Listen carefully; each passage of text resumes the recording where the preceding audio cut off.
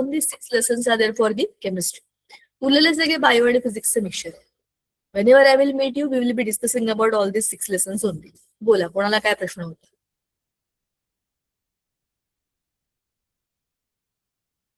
Unmute करा आणि बोला.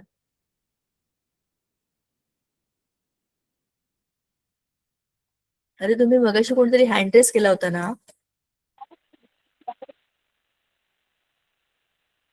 बोला बोला.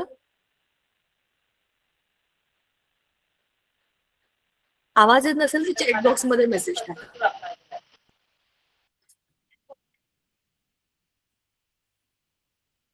चला, टॉपिकला आपण सुरुवात करूया.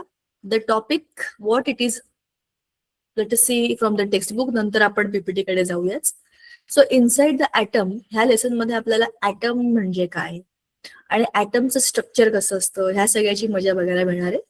खूप मस्त धडा आहे, माझा फेवरेट धडा आहे, कारण की इथून केमिस्ट्री सुरू होते. सो टाइप्स ऑफ सबस्टन्सेसने सुरुवात होईल. त्याच्यानंतर आपल्याला आपल्या एन्शंट इंडियन हिस्ट्री मधले स्पेशल सायंटिस्ट ज्यांना आपण ऋषी महर्षी असं म्हणतो त्यांचं पण इंट्रोडक्शन त्याच्यामध्ये आहे. मग वेस्टर्न वर्ल्ड मधले जे कोणी सायंटिस्ट होते ज्यांनी ह्या टॉपिकवर काम केलं त्यांची स्टोरी आहे. That starts with Dalton's atomic theory. Then we have Thomson's plum pudding model. त्याच्यानंतर आपल्याकडे आहे रुदरफोर्ड एक्सपेरिमेंट. हे सगळे इंटरेस्टिंग, सगळ्या एकाहून एक मस्त गोष्टी आहेत ज्या आपण आता सुरू करणार आहे अभ्यास.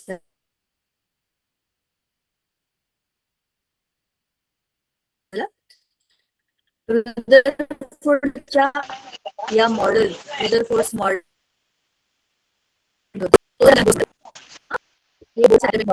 आणि ते सगळं झाल्यानंतर आपण ॲटमचं स्ट्रक्चर जेव्हा बघू. माईक बंद करा, काही बोलायचं नसेल तर माईक बंद करा. सब ॲटॉमिक पार्टिकल्स, प्रोटॉन,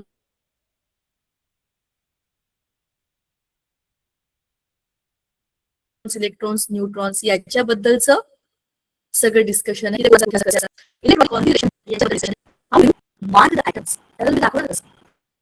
त्याचा एक डायग्राम, त्याला आपण म्हणतो atomic structure or electronic configuration of the atom. तर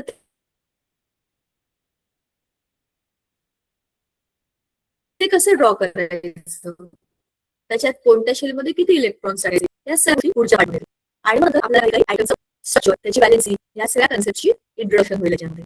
आपल्याला काही काही आयटम्स दिलेले त्याच्यामध्ये, त्यांचं स्ट्रक्चर काढून दाखवलेले आणि आपल्यालाही ते काढता येऊ शकतं जेव्हा आपल्याला समजतं की ह्याचा फंडा काय आहे. खूप सोपा आहे, खूप मस्त आहे आणि खूप इंटरेस्टिंग आहे. एकदा तुम्हाला कळलं ना की you will start loving the atomic structure. आणि ह्याच्यामध्ये कुठलीही गोष्ट टेन्शन घेऊन करण्यासारखी नाहीये. It is just a rule. त्या रूल प्रमाणे हे सगळं चालतं. मग आपल्याला एक कन्सेप्ट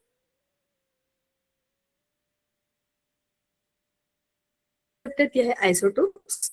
आयसोटोप्स म्हणजे काय हे कळलं की भरपूर गोष्टी सुरू होती. आयसोटोप्सचं बिगिनिंग, ठीक आहे. टॉपिकची सुरुवात, भरपूर साऱ्या नव्या गोष्टीची सुरुवात आयसोटोप्सने होणार आहे. तुम्हाला लक्षात ठेवावी लागेल आयसोटोप्स म्हणजे काय असतात, ठीक आहे.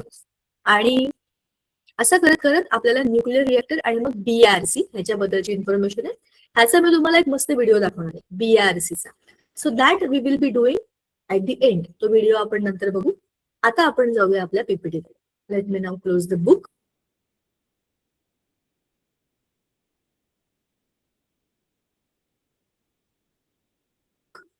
Because we don't need it now, we will be going to the PPT immediately. So this PPT talks about our topic, that is the structure. म्हणजे एखाद्या गोष्टीच्या मध्ये काय हे तुम्हाला शोधायचं असेल तर तुम्ही काय करणार, you will have to understand की ती गोष्ट कशाची बनलेली. चला, मी तुम्हाला एक प्रश्न विचारते, तसं मला उत्तर द्या. तुम्ही लोकांनी पेरू खाल्लाय का कधी? पेरू? Yes ma'am. Yes ma'am. हो मॅम. Yes ma'am. मला पेरूचं स्ट्रक्चर कसं असतं? पेरूचं स्ट्रक्चर कसं असतं? गोल असतं. त्याचा आकार झाला, स्ट्रक्चर.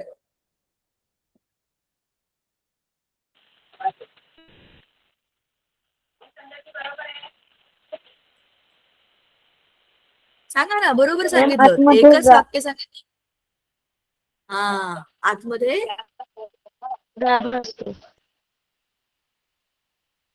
काय असतं? सीड्स. सीड्स असतात, बिया असतात, बरोबर आहे. बर, पेरूच्या, हा बोलून झालं की माईक बंद करा. पेरूच्या स्ट्रक्चरला मी तुम्हाला विचारलं, वरून हिरव्या रंगाचं कव्हर असतं, ते पिकल्यावर पिवळ्या रंगाचं होतं. आणि ते कव्हर तुम्ही जर काढून टाकलं किंवा खाऊन टाकलं तर तुम्हाला मध्ये थोडासा पांढऱ्या पांढऱ्या रंगाचा लेअर दिसतो. त्याच्या पण तुम्ही मध्ये गेलं तर तुम्हाला बियाच बिया दिसतात. त्याच्या पण मध्यभागी गेलं तर तुम्हाला बऱ्यापैकी कच्च्या बिया दिसतात. जर तुमचा पेरू हिरवागार असेल तुम्हाला मध्यभागी थोड्याशा आणखीन कच्च्या बिया दिसतात. किंवा पूर्ण पिकलेला पेरू असेल एकदम पिवळा, तर सगळ्याच्या सगळ्या बिया एकदम भरलेल्या, टच टच टोचणाऱ्या अशा असतात. असंच जर मी तुम्हाला तुला डाळिंबाचं स्ट्रक्चर काय तर तुम्ही काय सांगाल? Tell me the structure of your pomegranate, म्हणजेच काय डाळिंब, सांग. मॅम कसं असतं एखादं पोमोग्रॅनेट सर्कल आकारचं असतात आणि त्याचा कलर रेड असतो. रेड कलरचं असतं, ब्राउनिश, रेडिश, येलोइश असे सगळे रंग असतात, बरोबर आहे, ठीक आहे. लाल असतं, त्याच्यावर कधी कधी ब्राऊन ठिपके असतात, पण ते पूर्ण गोल असतं का? No ma'am. No ma'am. हा, मग कसा शेप असतो सांगा? मॅम थोडा फ्लावर टाईप असतो. बरोबर, आणि त्याच्या डोक्यावर एक तुरा पण असतो. बघितलं ना तुम्ही, डाळिंबाच्या डोक्यावर तुरा असतो, तो कापतो आपण, हो की नाही? आणि तुऱ्याच्या मध्ये पण बारीक बारीक, हा, त्या तुऱ्याच्या मध्ये पण बारीक बारीक ब्लॅक कलरच्या अशा रेषा रेषा असतात. म्हणजे हे तुम्ही बघितलेलं असेल, जेव्हा आपण त्या डाळिंबाला मध्यभागी कट करतो तेव्हा आपल्याला काय दिसतं, वरचं जे लेअर आहे ब्राऊन कलरचं, त्याच्यामध्ये असं पांढरं लेअर वगैरे असं काही नाहीये, डायरेक्ट बिया सुरू होतात, हो की नाही? म्हणजेच काय की प्रत्येक फ्रूटचं स्ट्रक्चर वेगळं आहे. असं मी तुम्हाला अंजीर विचारलं, असं मी तुम्हाला आंबा विचारला, असं मी तुम्हाला सीताफळ विचारलं. Every fruit has a different structure. Structure म्हणजे काय? त्याचा मेकअप. मेकअप म्हणजे ते कसं बनलंय ते चेहऱ्यावर लावतो तो मेकअप नाही. मेकअप या शब्दाचा अर्थ बनलेलं आहे, रचना. शाबाश, व्हेरी गुड. कोणी सांगितलं रचना? तुमचं नाव सांगा ना. रचना हा शब्द ज्याने कोणी सांगितला, तुमचं नाव सांगा. शिवानी. शिवानी, छान, व्हेरी गुड. सो रचना म्हणजे त्याचा मेकअप, तो कसा बनलेला आहे हे त्याच्यामध्ये आपल्याला कळतं. मग एखादा पदार्थ कसा बनला हे आपल्याला कसं कळेल? त्या पदार्थाला बारीक बारीक करत जायचं. जसं अख्खा डाळिंब वरून बघून मला समजलं नाही की आतमध्ये कसं आहे, मला त्याला तोडावं लागलं ना. आता समजा त्या डाळिंबाच्या दाण्यात काय आहे मला बघायचं असेल तर मला एक दाणा घ्यावा लागेल, त्याला कापावं लागेल. तसं केल्यावर मला काय दिसेल, त्या दाण्याच्या मध्ये रेड कलरचं ज्युसी काहीतरी आहे आणि त्याच्यामध्ये व्हाईट कलरची बी पण आहे. आता त्या बीला पण मी विचार केला की ह्याच्यामध्ये काय आहे बघायचं, त्याला मला आणखीन कापावं लागेल. आणि त्या बीला तोडल्यानंतर मला आतमध्ये एक व्हाईट कलरचं छोटं छोटं सॉफ्ट कलरचं सॉफ्ट मटेरियल काहीतरी आहे असं मला जाणवेल. त्याच्यामध्ये काय आहे बघायचं असेल तर मला तो व्हाईट पार्ट मायक्रोस्कोप खाली बघावा लागेल. थोडक्यात एका वस्तूला मी तोडत तोडत तोडत तोडत जेव्हा जाईन तेव्हा मला त्याच्या आणखीन लहान लहान लहान लहान भागांना बघता येईल. Any substance that I see around is made up of matter, and matter is anything which is having the space, which occupies space and has got the mass. मग अशा मॅटरला आपण जर बघितलं की हे बनलंय कसं, तर शोधायचं कसं? त्याला बारीक बारीक तोडत जायचं ना. याची दोन एक्झाम्पल्स आपल्याकडे आहेत. एक आहे चॉक. चॉक तोडला की काय होईल? दोन भाग होतील. त्याच्या एका भागाला आणखीन तोडलं तर काय होईल? त्याचे आणखीन दोन भाग होतील. असं करत करत एकदम छोटा पार्ट खडूचा एकदम लहान भाग माझ्या हातात आला, त्याला आणखीन दोन भाग, त्याला आणखीन दोन भाग करत करत करत करत एक अशी लेवल येईल त्याच्या पलीकडे मी त्या स्ट्रक्चरला तोडू नाही शकत. त्याला आपण म्हणतो ऍटम, बरोबर? हा ऍटम त्या खडूचा सगळ्यात छोटा पार्टिकल आहे की नाही. असंच जेव्हा तुम्ही लाकडाचं काम करताना बघितलं असेल की नाही, भुसा पडतो बघा, बारीक असा भुसा पडलेला असतो. Yes ma'am. जेव्हा हा सगळा भुसा एकत्र होतो तेव्हा ते लाकूड बनतं. म्हणजेच काय, लाकडापासून भुसा बनतो आणि भुसापासूनच लाकूड बनतो, बरोबर की नाही? आलटून पलटून बघा, विचार करून. मग त्या लाकडाला मी दोन भागामध्ये डिवाइड केलं तर काय होईल? छोटे भाग छोटे भाग छोटे भाग करता करता तो जो भुसा असतो की नाही, एकदम बारीक पार्टिकल, त्याच्यापर्यंत मी जाऊन पोहोचेन. All good. मग आता नाही solve this and then you. मग आता ह्याच्यामध्ये या स्ट्रक्चर मध्ये आपल्याला काय दिसलं? या स्ट्रक्चर मध्ये चित्रामध्ये आपल्याला मध्यभागी बघा एक काहीतरी बॉल मध्ये बॉल, बॉल मध्ये बॉल, बॉल मध्ये बॉल असं काहीतरी दिसतंय, किंवा एखादं फुल असते की नाही, फुलाच्या मधली रचना कसं दिसते.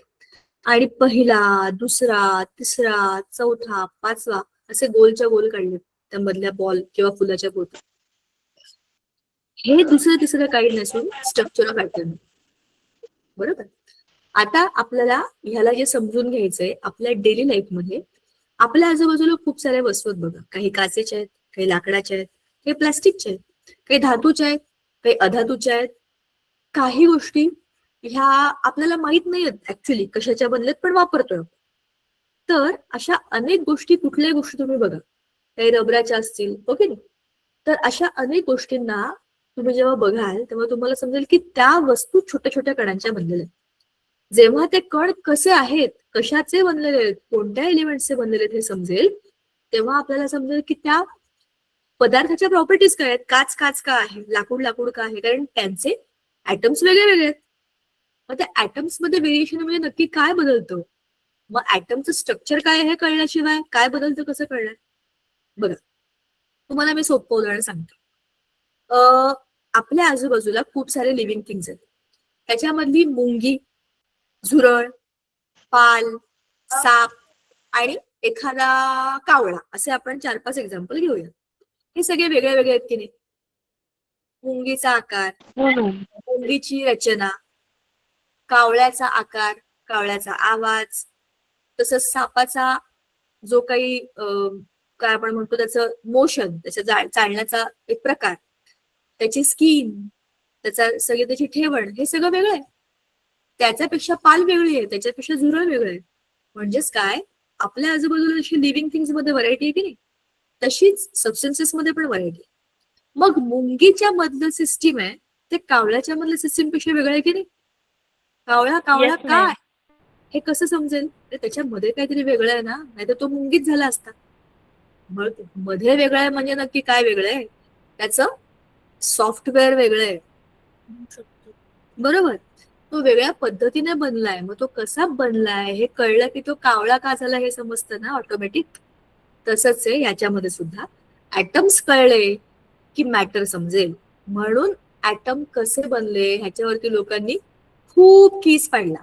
म्हणजे अगदी आपल्या, जसं मी तुम्हाला म्हटलं होतं की आपल्या एन्शियंट इंडियन महर्षी, आपल्याकडचे जे जुने पुरातन काळातले वैदिक काळामध्ये आपल्याकडे सगळ्या प्रकारचा अभ्यास झाला होता. भारत हा असा देश होता ज्याच्यामध्ये ग्रहांचं, ताऱ्यांचं, नक्षत्रांचं, पाण्याचं, जमिनीचं, सूर्याचं, ह्या सगळ्यांचा अभ्यास करून एक काय म्हणतो आपण, एक स्ट्रक्चर, आपल्या आजूबाजूला निसर्गामध्ये असलेल्या प्रत्येक गोष्टीचं स्ट्रक्चर त्यांना समजलेलं होतं.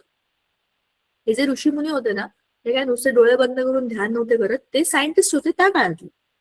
ते शोध लावत होते, ते निरीक्षण करत होते, ते अभ्यास करत होते, आणि ते अशा लेवलला पोहोचलेले होते जेव्हा त्यांना या सगळ्या गोष्टींचं फंडामेंटल कळलेलं होतं. आज आपण ऍटम ऍटम म्हणून किती या गोष्टी म्हणतोय ना, त्याला महर्षी कणाद यांनी 6व्या शतकामध्ये, इसवी सन पूर्व 6व्या शतकामध्ये, तेव्हाच सांगितलं होतं की संपूर्ण पृथ्वी किंवा संपूर्ण विश्व हे अगदी लहान लहान कणांचं बनलेलं असतं आणि त्याला कण असं म्हणतात, अणु असं म्हणतात. आणि अणु, परमाणु हे सगळे शब्द त्यांनी वापरले होते त्यांच्या अभ्यासामध्ये. त्या सगळ्या गोष्टींना, आपल्या जुन्या वेदांना, आपल्या जुन्या उपनिषदांना, आपल्या स्मृतींना, अशा अनेक पुस्तकांना परदेशामध्ये म्हणजे वेस्टर्न कंट्रीज मधल्या सायंटिस्टनी वाचलं, त्याचा अभ्यास केला, त्याचा रेफरन्स घेतला. ते स्वतः पण त्याचा अभ्यास करत होते, ते रिसर्च करत होते. पण अशा रेफरन्सेसमुळे त्यांना काही आयडिया मिळाल्या जे ऑलरेडी आपल्याकडे होत्या, आणि आपण त्यानंतर झोपून गेलो. त्याचं कारण काय माहितीये? आपल्या देशावर त्यानंतर हजारो वर्ष परकीयांनी आक्रमण केली, आणि आपला समाज तेव्हा जसा निर्बुद्ध होता तसा आताही आहे. परस्परांशीच भांडण करण्यामध्ये आपल्याला धन्यता होती. तेव्हाही आपण तेच केलं, आताही आपण तेच करतो. त्याच्यामुळे काय झालं, आपल्याकडे जे ज्ञानाचं सगळं भंडार होतं की नाही, ते सगळं गायब झालं ना. अरे आपल्या बघा, तुम्ही विचार करा, घरातल्या घरात लोक भांडत असतील तर नवीन विचार कधी करतील? बरोबर आहे, समजलं का तुम्हाला? आपल्याच येस घरामध्ये मॅम. सकाळी उठल्यापासून रात्री झोपेपर्यंत हे इथे काय ठेवलं, तसंच काय केलं, हिने हे केलं, ह्याच गोष्टी चालू राहिल्या तर त्या घराच्या बाहेर पडून आपण घराच्या चांगल्या कामासाठी काय करू शकतो ह्याचा विचार कोणी करेल का? नाही ना करत. त्याच्यामुळे लोक तिथे अडकून पडतात. पण जे ह्यातनं बाहेर पडतात की हे आहे असं आहे, मला स्वतःसाठी, माझ्या घरासाठी, माझ्या कुटुंबासाठी आणि माझ्या देशासाठी काय करायचं, हे जे लोक विचार करतात ते ह्या सगळ्या चक्रव्यूहातनं बाहेर पडतात, त्या चिखलातनं त्यांना बाहेर पडायचं असतं. मग बाकीच्या इतर देशांमध्ये जेव्हा लोकांना नाक पुसायची अक्कल नव्हती ना, ते इकडे इकडे भटकत होते, त्यावेळेला आपल्याकडे वेदांमध्ये, उपदेशांमध्ये सगळ्या विश्वाचं ज्ञान आपण ऑलरेडी ओतून ठेवलं होतं. पण नंतर ते सगळं आपण विसरलो. पण कोणी का नाही ते वापरलं असेल? Chicken answers. पण ते ज्याने कोणी वापरलं असेल त्याला माहितीये की आपण काय अभ्यास करतोय, त्याचा काय उपयोग होईल. आणि मग ह्या सगळ्याचा रेफरन्स घेऊन वेस्टर्न कंट्रीजमध्ये डाल्टनने ह्याचा अभ्यास सुरू केला आणि तो जो रिसर्च करत होता त्या अभ्यासामध्ये या गोष्टी ऍड केल्या. बघा, त्याने काय सांगितलं, मॅक्रोस्कोपिक, मॅक्रो म्हणजे मोठा, की एवढा मोठा दगड आहे, हा त्याचा स्टार्टिंग पॉइंट आहे. मेकॅनिकल ब्रेकडाऊन, तुम्ही त्याला वरनं ठोकलं तर काय झालं, तुकडे झाले. ह्याला तुम्ही बारीक बारीक बारीक बारीक करत जाल तर तुम्हाला काय मिळेल, द फंडामेंटल लिमिट म्हणजे ऍटम्स. ह्या दगडाला बनवणाऱ्या ऍटम्सचं तुम्हाला एकदम फंडामेंटल स्ट्रक्चर मिळेल Wien you will go into the macroscopic to microscopic level. ह्या लेवलवरून तुम्ही जेव्हा मायक्रोस्कोप मध्ये त्याला बघाल, त्याच्यापेक्षा पण खाली बघाल, तेव्हा तुम्हाला अशी रचना दिसेल, that atoms are the fundamentals of this and this. मग अशा या सगळ्यात छोट्या छोट्या कणांना आपण जेव्हा बघतो तेव्हा आपल्याला त्यातला मॅटर काय आहे हे समजतं. आपण जसं महर्षी कणाद यांचं नाव घेतो तसंच हा जो ऍटम शब्द देणारा माणूस आहे ना, तो आहे डेमोक्रिटस. डेमोक्रिटस यांनी ऍटमॉस म्हणजे अनकटेबल,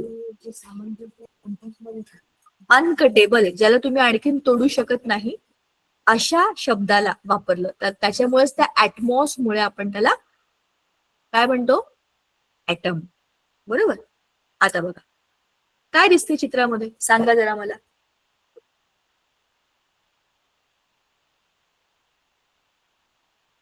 ma'am may I tell? Yes, you can tell me please.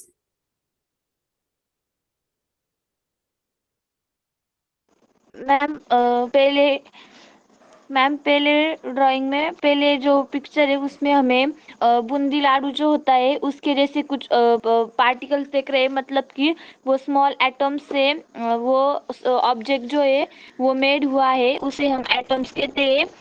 और जो सेकेंड है उसमें हमें एक हार्ड हार्ड ऑब्जेक्ट दिख रहा है, वो भी स्मॉल एटम से ही बना है। करेक्ट. हिने जे हिंदीमध्ये सांगितलं तेच मी मराठीत सांगते. बुंदीचा लाडू.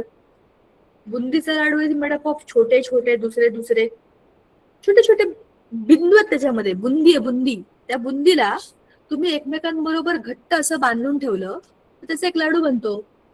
एका लाडूमध्ये अनेक बुंदे आहेत, म्हणजेच एका मॉलिक्युल मध्ये असे छोटे छोटे छोटे छोटे खूप सारे ऍटम्स असतील. बरोबर. आणि या डाल्टनचं असं म्हणणं होतं खरं तर की ऍटमच असा असतो, म्हणजे एक लाडू जसा एक पूर्ण गोल भरलेला लाडू भरीव गोळ्यासारखा गोल असा असतो, त्याच्यामध्ये काही भरले, त्याच्यामध्ये काही स्पेस नाहीये ना, पूर्ण भरलाय ना लाडू. बघा, बेसनाचा लाडू घ्या, तिळगुळाचा लाडू घ्या, शेंगदाण्याचा, तुम्हाला जो लाडू आवडतो तो इमॅजिन करा. आणि तो लाडू तुम्ही सगळ्यांनी खाल्लाय बघा. तुम्ही लाडू फोडल्यावर काय होतं, मध्ये पण त्याच्या काहीतरी त्याचं सामान असतं ना, आतमधून पोकळ नसतो तो. जसा आपला बॉल असतो, रबरी बॉल, तो तुटला, तो टेनिस बॉल, तो तुटला की आतमध्ये काही नाहीये, पोकळी आहे. तसं आपल्या लाडूमध्ये नसतो, तो भरीव गोळा आहे. बरोबर. मग त्याने बुंदीचा लाडू किंवा लिंबू किंवा संत्र, तुम्ही काहीही असं गोलाकार वस्तू घ्या जी आतमध्ये पूर्णपणे भरलेली आहे, असा एक ऍटम. म्हणजे ऍटम कसा आहे, असा पूर्णपणे भरलेला. त्याच्या वरच्या स्ट्रक्चर बद्दल बुंदीचा लाडू म्हणा किंवा लिंबू म्हणा किंवा बॉल म्हणा, काहीही म्हणा, he said that it is the small ball, छोटासा बॉल येतो. त्यांच्याकडे लाडू बिडू खात नाही कोणी, ते आपणच होत गोड खाणारे लोक इंडियन्स. तर असा सांगायचा मुद्दा आहे की हा पूर्ण भरलेला असतो, बरोबर. म्हणजेच काय, तो सॉलिड आहे, एम्प्टी नाहीये, आणि त्याच्यामध्ये काही दुसरं स्ट्रक्चर नाहीये, त्याच्यामध्ये एम्प्टी स्पेस नाहीये, पण तो एक युनिफॉर्म मास, कम्प्लिटली फिल्ड मास. आणि ह्याला तुम्ही आणखीन तोडू शकत नाही. खरं तर विचार केला तर हे किती चुकीचं चित्र आहे ना. तुम्ही याला तोडू शकता ना, सगळी बुंदी बाजूबाजूला काढू शकता, याचे आणखीन बारीक बारीक तुकडे होते. पण असा विचार न करता तुम्ही त्याला एक पूर्ण भरलेला लोखंडाचा जो आपल्याला गोळा फेकायचा गोळा असतो की नाही, किंवा लिंबू म्हणा किंवा काही म्हणा, अशा एका पूर्ण स्ट्रक्चर मध्ये, हा, त्याच्यामध्ये तुम्हाला काही तुकडे करता येत नाही. सगळ्यात मस्त उदाहरण त्याचं आहे तो गोळा. तो लोखंडाचा गोळा असतो ना, गोळाफेक मध्ये शाळेमध्ये आपण खेळतो, तो त्याचा सगळ्यात बेस्ट एक्झाम्पल आहे. पूर्ण भरलेला युनिफॉर्म एकच मटेरियल, दुसरं काही नाही त्याच्यात, असा एक ऍटम असतो, असं त्याने सांगितलं. ते कधी सांगितलं, 18th सेंचुरीमध्ये सांगितलं. मग त्याच्यानंतर दुसरा माणूस, तो होता थॉम्सन. तरीची गोष्ट आहे बघा, 18th century in 19th century, जवळपास 100 वर्ष लागली ही गोष्ट सांगायला, की या जे थॉम्सनने सांगितलं की जसं आपण केक खातो की नाही, केक म्हणजे तो बन केक असतो बघा, किंवा कप केक असतो, त्याच्या ते बनाना केक वगैरे तुम्हाला माहिती असतील, तुम्ही सगळ्यांनी खाल्ली असतील. त्याच्यामध्ये मध्ये मध्ये चेरी असतात, आजूबाजूला सगळं पीठ पीठ असतं. तर ह्याने सांगितलं की ऍटम पण असंच असतो. याच्यामध्ये जो काही सगळं पिठाचा भाग आहे की नाही तो पॉझिटिव्ह आहे, आणि जो काही मधल्या मधल्या चेरीचा भाग आहे की नाही तो निगेटिव्ह. आता हे आपल्या इंडियन फिलॉसॉफीमध्ये बघितलं आपल्या पद्धतीने, तर हे कलिंगडासारखे की नाही, बघ, जो काही सगळा लाल लाल भाग आहे तो काय आहे, पॉझिटिव्ह आहे, आणि ज्या बिया बिया आहेत त्या निगेटिव्ह आहेत. म्हणजे या 100 वर्षामध्ये, 1803 टू 1904, या 100 वर्षामध्ये इलेक्ट्रॉन्स आणि प्रोटॉन्स या दोन नव्या गोष्टी ऍटमच्या स्ट्रक्चरमध्ये आल्या होत्या. त्याने सांगितलं होतं या ऍटम मध्ये काही नाही, हा एक बॉल आहे. इथपर्यंत जोपर्यंत थॉम्सनचा अभ्यास सुरू झाला तोपर्यंत त्याला समजलं होतं की ऍटम मध्ये इलेक्ट्रॉन असतात, आणि इलेक्ट्रॉन असत म्हणजे काहीतरी पॉझिटिव्ह, पण त्याला आपण प्रोटॉन नाव दिलं. म्हणून त्याने सांगितलं की ह्या सगळ्यामध्ये पॉझिटिव्ह चार्ज कसा आहे, हे पूर्णच्या पूर्ण जे लाल लाल आहे की नाही हे सगळं पॉझिटिव्ह आहे, आणि निगेटिव्ह कोण आहेत, या बिया. असं स्ट्रक्चर एका आयटमचं असतं. म्हणजेच काय, सगळं एकत्रच पडलेलं आहे त्याच्यामध्ये, हे वेगळं ते वेगळं, याची जागा वेगळी, असं काहीही नाही, असं त्याने सांगितलं. त्याच्यात पण बघा ना, एक पॅटर्न आहे किती सुंदर, असा असा semi circle semi circle semi सर्कलचा शेप आहे त्याच्यामध्ये. पण त्याने तर एवढा पण विचार केला नाही की असं पण काही शेप असेल. त्याने सगळं सांगितलं सगळे एकत्र एकमेकांमध्ये बसलेले आहेत, पॉझिटिव्ह निगेटिव्ह एकत्र आहेत. पण हे असं नाहीये. The atom is electrically neutral जरी असलं तरी हे असं कसं असेल, हे काही सगळ्यांना पटलं नाही. आणि त्यातला सगळ्यात इम्पॉर्टंट माणूस होता रुदरफोर्ड, अर्न्स्ट रुदरफोर्ड. तो इतका भन्नाट माणूस होता, त्याने एक सगळ्यात सुप्रीम एक्सपेरिमेंट केला, त्याच्यामुळे सगळ्या ऍटॉमिक स्ट्रक्चरच्या एक्सपेरिमेंटची दिशा बदलली.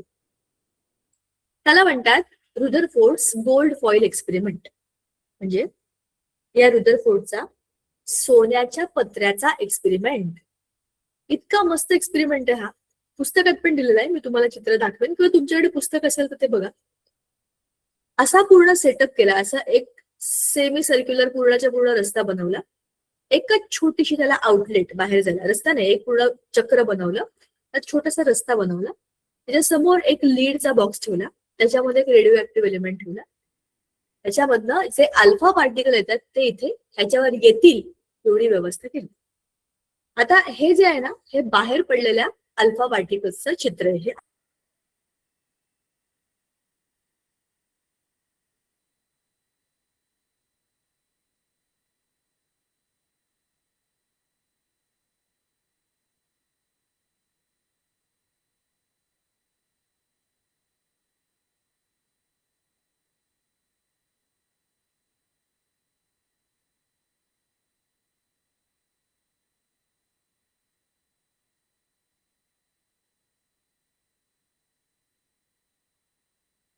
एकदम पातळ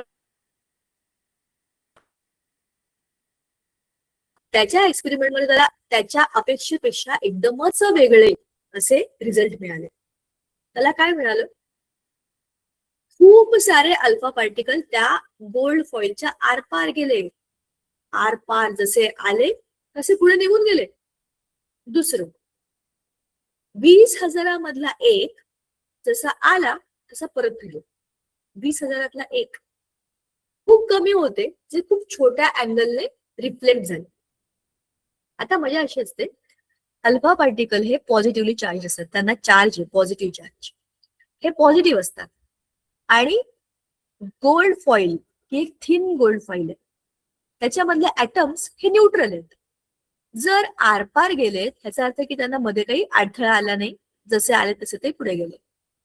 कशाला तरी आपटले आणि परत गेले याचा अर्थ मध्यभागी कुठेतरी कोणत्या तरी एका अल्फा पार्टिकलला काहीतरी मध्ये पॉझिटिव्ह धडकलंय, कारण पॉझिटिव्ह आणि पॉझिटिव्ह एकमेकांना रिपेल करतील ना. तो जसा आला तसा परत गेलाय. तो अल्फा पार्टिकल ज्या रस्त्याने आला त्याच रस्त्याने तो परत फिरला. याचा अर्थ असा आहे की त्याला रिपल्शन झालं. जर तो पॉझिटिव्ह आहे अल्फा पार्टिकल आणि इथे एखादी निगेटिव्ह गोष्ट असेल तर त्यांचं अट्रॅक्शन होईल, म्हणजे तो इकडे येऊन चिटकेल, परत येणारच नाही. पण तो आपटून परत आला म्हणजेच काय, तो पॉझिटिव्ह आहे तर तसाच मध्ये काहीतरी पॉझिटिव्ह चार्ज होता म्हणून तो रिटर्न आला, आपटून परत आला. म्हणजे या ऍटम्सच्या मध्ये खूप सारी मोकळी जागा आहे, पण मध्यभागी काहीतरी पॉझिटिव्ह आहे. पण ते खूप छोटं आहे, कारण खूप सारे अल्फा पार्टिकल्स खूप छोट्या अँगलने रिफ्लेक्ट झाले आणि 20,000 एकच परत गेला. म्हणजेच ऍटम हा असा काय भरीव बॉल बिल सारखा काही नाहीये, किंवा कलिंगडाच्या फोडीसारखा किंवा प्लम पुडिंग सारखा तर बिलकुल नाहीये. उलट त्याच्यामध्ये खूप मोकळी जागा आहे आणि मध्यभागी काहीतरी जड सामान आहे जे पॉझिटिव्ह आहे. इथपर्यंत त्याने गोष्ट आणून ठेवली आणि सगळ्याच्या सगळा पिक्चरच बदलून टाकला. बघा ना, आपण खूपदा एखादा पिक्चर बघतो, एखादी सिरियल बघतो, आपल्याला थोडा वेळ वाटत असतं आता असं होणार आहे, तसं होणार आहे, तसं होणार आहे, आणि एखादा सीन लागतो त्याच्यामुळे सगळी स्टोरीज बदलून जाते. तुम्हाला आलाय का असा अनुभव? सांगा.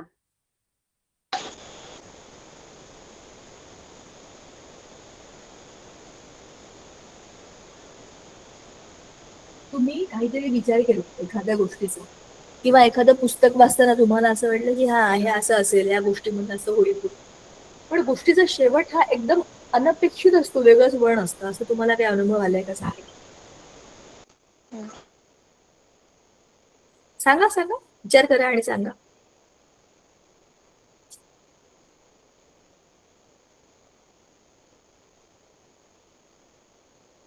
तुम्ही लोकांनी धुरंधर पिक्चर पाहिलाय का?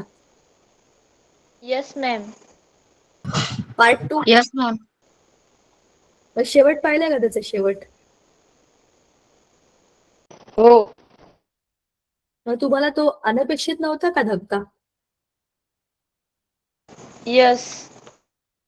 बोला बोला, थोडस बोला, काहीतरी वेगळं बोला, मग मी बोलणारच आहे, पण मला ऐकायचं पण. I want to listen to you.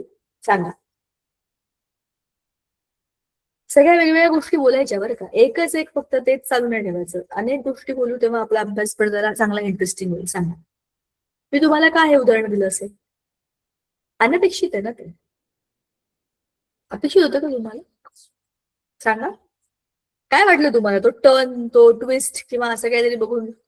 असं एखाद्या पुस्तकात पण होऊ शकतं, एखाद्या कवितेत पण होऊ शकतं, काही होऊ शकतं. विचार करा आणि मला सांगा की तुम्हाला काय वेगळं वाटलं आणि का वेगळं वाटलं. पटकन सांगा, एवढा वेळ नाही घ्यायचा. नचिकेत, तानाजी, दिगंबर, महेश, आर्यन, सागर +7 अदर्स. कोण आहेत हे सगळे? पटपट बोला. तुम्ही सगळे त्या 7वीच्या लेक्चरला पण असता ना? Yes ma'am. मग त्याच्यात तुम्ही एवढी बडबड करता, इथं का नाही बोलत आहे? फक्त 8वी वाल्यात म्हणून का?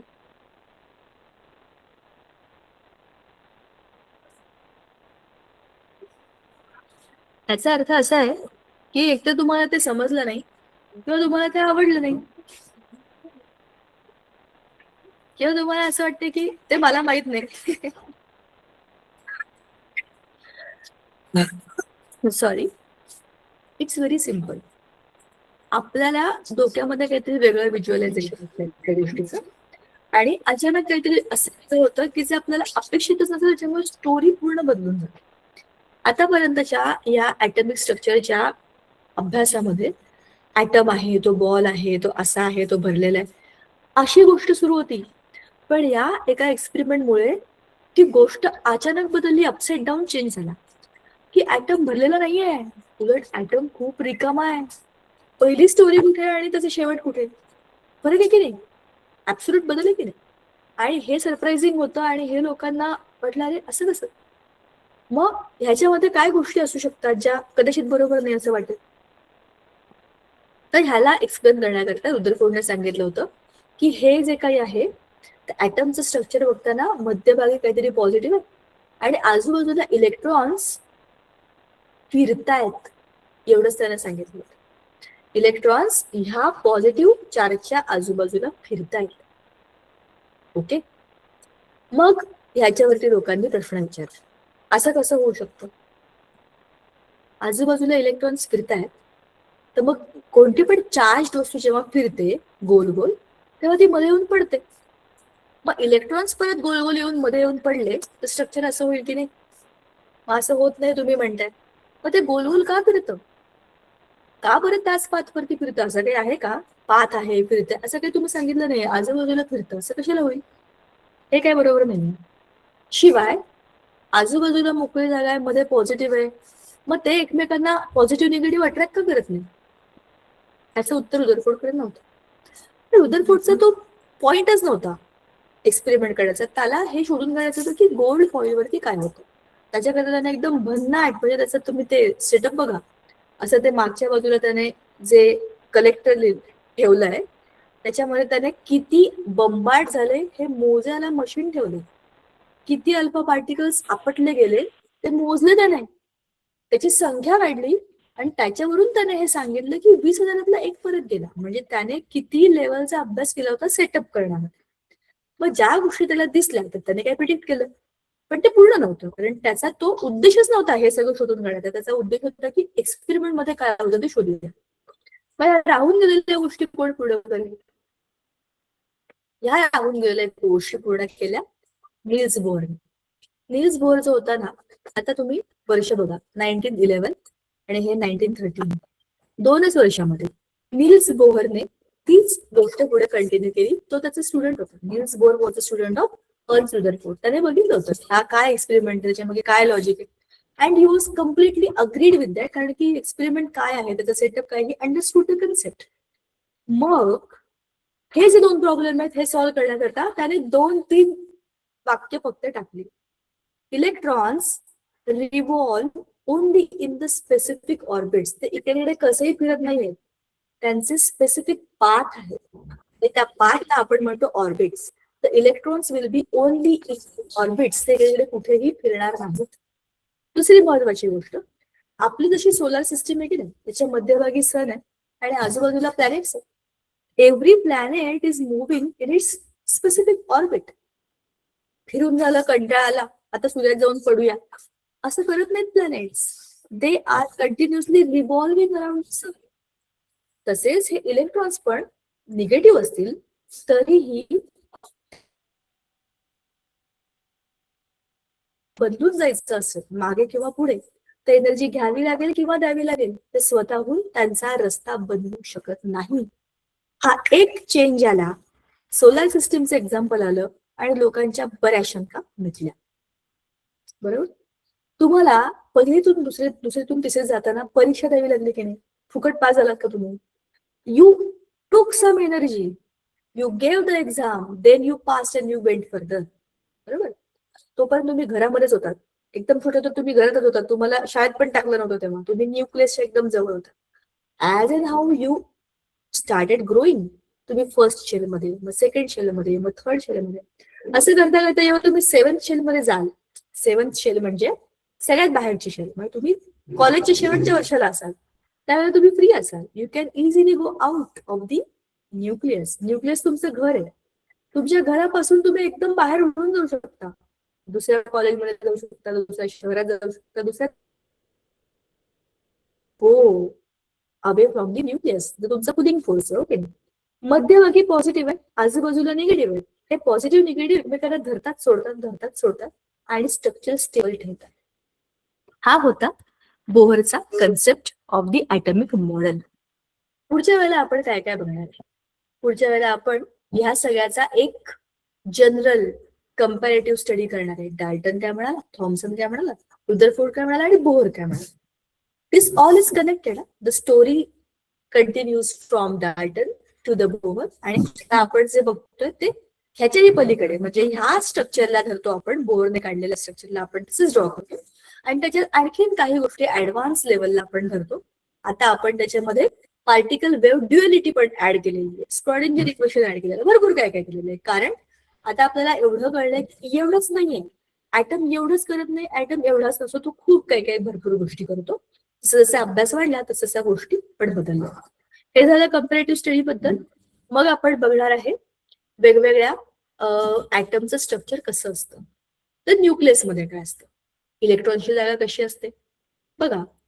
2n² फॉर्म्युला काय असतो, मस्त शेल काढलेलं बघा, छान आहे. त्याच्यानंतर व्हॅलेन्सी आणि ऑक्टेट रूल म्हणजे काय असतं. कार्बनचं एक्झाम्पल घेऊन आपण त्याला कसं लिहितो ते आहे. आयसोटोप्सची कन्सेप्ट आहे, जसं आपल्या पुस्तकात येते सगळं आहे आपल्याला. एव्हरीडे मॅजिक, आपण कुठे कुठे कोणत्या कोणत्या गोष्टींमध्ये हे एलिमेंट्स वापरतो. आपलं रेडिओ ऍक्टिव्हिटी वापरतो. आणि मग त्या रेडिओ ऍक्टिव्हिटीचं खरं खरं ऍप्लिकेशन न्यूक्लिअर एनर्जीचं आपल्या BRC मध्ये कुठे होतं. आणि त्याच्यानंतर आपण त्याला एंड करू with the video next time. Hopefully आपला लेसन पुढच्या वेळेला संपेल. आता आपण थांबूया. पुढच्या वेळेला जेव्हा भेटू तेव्हा नवीन गोष्टी आणि नवं कंटिन्युएशन. तोपर्यंत bye bye, good night. Bye ma'am. Bye ma'am. Bye ma'am.